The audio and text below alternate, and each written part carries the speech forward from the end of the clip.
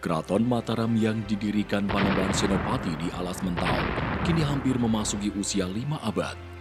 Sepanjang masa itu, Keraton Mataram mengalami beragam dinamika pasang surut sejarah, mulai dari penaklukan, peperangan, masa kejayaan, pemberontakan, perebutan kekuasaan, pemindahan pusat pemerintahan, pembagian wilayah kekuasaan, hingga memasuki era sejarah munculnya Negara Kesatuan Republik Indonesia jelang pertengahan abad 19.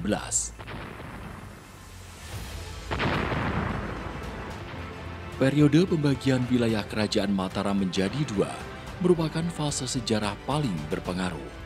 Setelah melalui proses panjang yang haru biru dengan peperangan serta politik divide et impera VOC, Keraton Mataram yang semula satu akhirnya terbagi menjadi dua, yaitu Kasunanan Surakarta dipimpin Sunan Pakubuwono III dan Kasultanan Ngayogyakarta di bawah Pangeran Mangkubumi.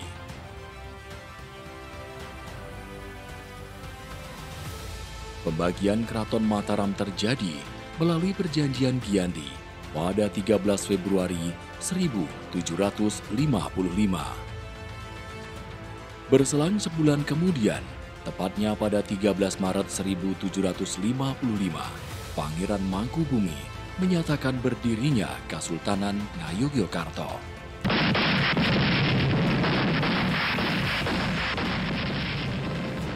Ia mulai membangun keraton baru di kawasan Petilasan Garjitowati, Dusun Pacetokan, Alas Beringan. Mangkubumi selanjutnya memantapkan diri bergelar Ngarso Dalem Sampeyan Dalem Ingkang Sinuwun Sri Sultan Hamengkubuwono Senopati ing Ngalogo Ngabru Rahman Sayyidin Panotogomo Khalifatullah ingkang jumeneng kaping setunggal ing Ngayogyakarta Hadiningrat Mataram.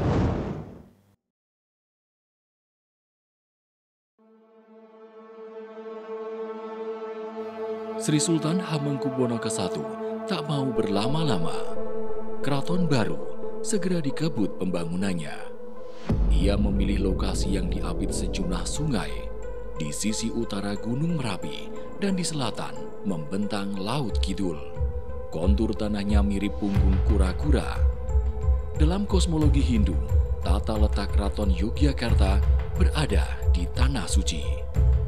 Pembangunan Keraton Ngayogyakarta adalah bagian dari mata rantai kesinambungan pembangunan keraton-keraton di Jawa, sehingga terdapat keterkaitan tipologis yang mengaitkan Keraton Ngayogyakarta dengan tata fisik keraton Jawa sebelumnya.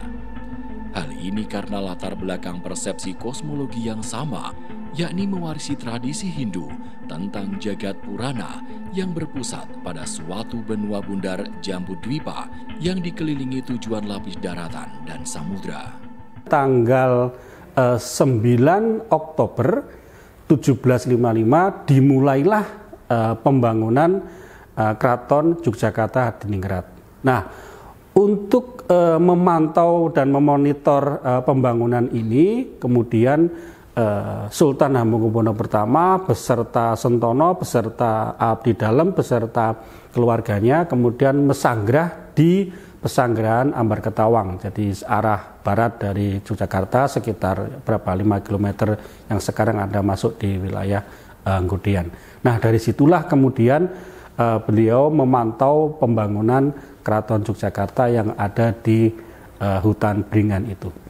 Tanggal 7 Oktober 1756, Sultan Hamengkubuwono I beserta Sentono beserta keluarga itu kemudian boyong dari Pesanggrahan Ambarketawang ke Keraton Yogyakarta, dan itulah yang kemudian ditandai dengan sengkalan Dwi Tunggal itu yang menyebutkan bahwa masuk dari alun-alun selatan dan kemudian nanti Dwi Rasa Naga Tunggal yang kemudian sebagai simbol dari berdirinya kota Yogyakarta.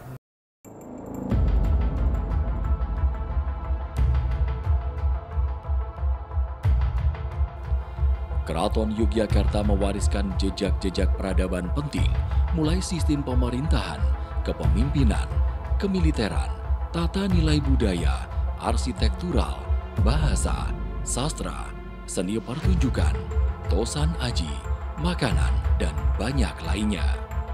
Peradaban ini di satu sisi adalah capaian zaman yang sangat berharga. Namun harus juga diakui bahwa generasi-generasi baru yang mulai muncul banyak yang tak mengenal dan memahaminya lagi. Muncul pertanyaan mendasar, bagaimana menggugah kesadaran generasi masa kini untuk menghargainya? Kehadiran Keraton Yogyakarta dibarengi dengan keberadaan bangunan-bangunan cagar budaya. Sudah barang tentu keberadaannya penting untuk dijaga. Tanggal 13 Februari 1755, Sultan Hamengkubuwono pertama dan para sentono semua yang para pejabatnya yang sudah dilantik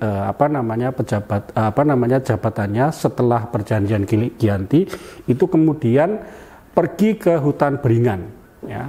Sebelumnya sudah ada survei Ki Joyo Srono yang sudah diminta survei dulu lokasinya, dan kemudian disepakati bahwa lokasi keraton yang akan didirikan oleh Sultan Hamengkubuwono pertama itu adalah di hutan Beringan.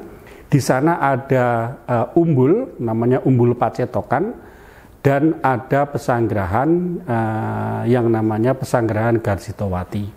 Nah, pesanggerahan ini dibangun oleh Sunan Amangkurat IV. Nah, kemudian diteruskan atau diselesaikan oleh Sunan Pakubuwono II. Nah, di lokasi inilah kemudian Sultan Hamengkubuwono pertama itu memproklamasikan Hadeging Nagari Kasultanan Yogyakarta di depan para sentono dalem dan semua pejabat yang sudah dilantik setelah perjanjian Giyanti. Dan kemudian pada saat itu juga kemudian Sultan Hamengkubuwono pertama menetapkan bahwa Keraton Yogyakarta akan dibangun di tempat ini, artinya ada di hutan Beringan di di sekitar Pesanggerahan Garsitowati itu. Nama negaranya untuk pertama kali itu disebut sebagai Ngayogyakarta Hadiningrat, artinya sebuah tempat yang sejahtera. Dalam tatanan ini, kedudukan titik pusat sangatlah dominan sebagai penjaga kestabilan keseluruhan tatanan. Pada skala negara, tatanan memusat terwujud dalam kota yang berpusat pada Kutagara yang dikelilingi negara agung, mancanegara, dan pesisiran pada lingkaran terluar. Tepat pada 7 Oktober 1756, Keraton Kasultanan Yogyakarta selesai dibangun, dan Sultan beserta pengiringnya mulai menempati keraton baru di kota yang dinamai Ngayogyakarta Hadiningrat. Bangunan Keraton Yogyakarta yang baru didirikan dikelilingi benteng Baluwarti yang memiliki sejumlah pembagian kawasan mulai alun-alun lor, masjid, pagelaran, Siti Hinggil, Keben, Sri Manganti, pusat keraton, Kamagangan, Kamandungan, hingga alun-alun kidul. Berdasarkan Undang-Undang Nomor 13 Tahun 2012 tentang keistimewaan, salah satu rujukannya adalah berkaitan dengan sejarah dan asal-usul. Di Yogyakarta banyak peristiwa sejarah yang mempunyai nilai penting. Kita berharap nilai penting yang ada di Yogyakarta sebagai bagian dari sejarah bisa dikenalkan pada generasi muda dan menjadi kebanggaan warga Yogyakarta, khususnya bahkan bangsa Indonesia. Sehingga ketika kemudian kita bicara tentang sejarah, kita berharap sejarah itu menjadi pondasi untuk melengkapi keistimewaan di Yogyakarta ke depan. Sejarah memang merupakan salah satu disiplin ilmu yang mampu atau bisa membangkitkan, melahirkan nilai-nilai, sikap-sikap, karakter-karakter, patriotisme, nasionalisme, dan karakter-karakter yang lain yang tentunya kita berharap bisa melahirkan pelajar DIY sebagai anak bangsa yang bisa menghadapi tantangan di kemudian hari.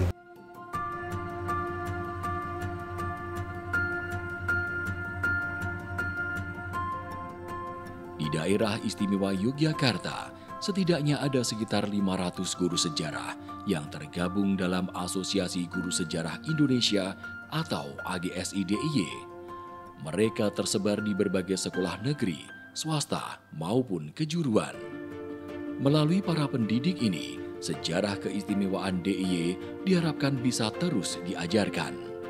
Kenyataan, masih banyak pelajar tidak paham terhadap sejarah keistimewaan DIY.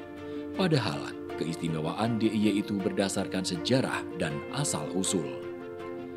Dalam kondisi seperti ini, kiranya perlu mendorong guru sejarah yang tergabung dalam AGSI untuk lebih kreatif dalam mengajar. AGSI sebagai lembaga yang membawahi atau menangani banyak anggota guru melakukan berbagai pendekatan. Secara kultural, pendekatan kami adalah memperdalam bidang kesejarahan, baik sejarah lokal maupun sejarah nasional, dan aktivitas yang dilakukan guru di sekolah tentunya bagaimana selalu berupaya memasukkan, menginternalisir nilai-nilai keistimewaan dalam materi-materi sejarah. Ya mungkin yang paling kontekstual itu masuk dalam sejarah berdirinya Mataram hingga Kesultanan Yogyakarta. Cara mendekatkan sejarah kepada kaum milenial tentu saja bagaimana kita mencoba menyelami apa yang diinginkan oleh kaum milenial. Pada saat ini media sosial, medsos itu menjadi bagian ujung tombak dalam rangka penyebarluasan informasi. Apapun yang berkaitan dengan sejarah yang ada di Jogja, termasuk berkaitan dengan Hadeging Negari. Sehingga dengan adanya media sosial, baik itu berupa YouTube channel kami di Padepokan Keistimewaan, ada juga Twitter, kemudian ada Instagram, ada juga TikTok maupun yang lain. Kita berharap dengan media itu anak-anak muda semakin mengenal tentang sejarah yang ada di Yogyakarta.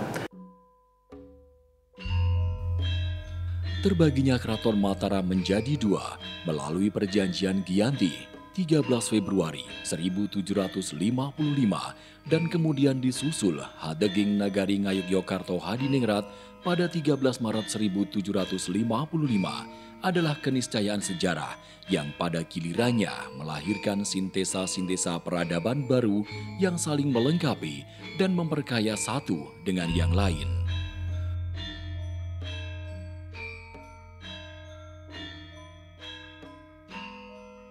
Munculnya gagrak-gagrak kebudayaan baru bercorak Ngayogyakarta, mulai dari busana, pusaka, bahasa, sastra, seni pertunjukan, dan masih banyak lainnya, patut kita syukuri sebagai manifestasi cipta rasa karsa manusia yang akan terus muncul sesuai tempaan zaman. Perlu dilakukan metode atau pendekatan yang anti mainstream begitu ya, anti mainstream ya, keluar dari box, out of the box, bahwa ada sejarah yang memang harus disampaikan, terutama bagi pelajar DIY yang notabene adalah warga Yogyakarta, untuk lebih mengetahui, lebih mendalam tentang sejarah keistimewaan. Metodologinya adalah memberikan materi-materi sejarah lokal. Kita berharap apa yang dilakukan itu bisa menjadi semakin banyak dalam rangka untuk tetap menjaga cagar budaya di Yogyakarta tidak hilang, bahkan dapat menjadi pusat-pusat yang menimbulkan nilai ekonomi bagi masyarakat yang ada di daerah istimewa Yogyakarta.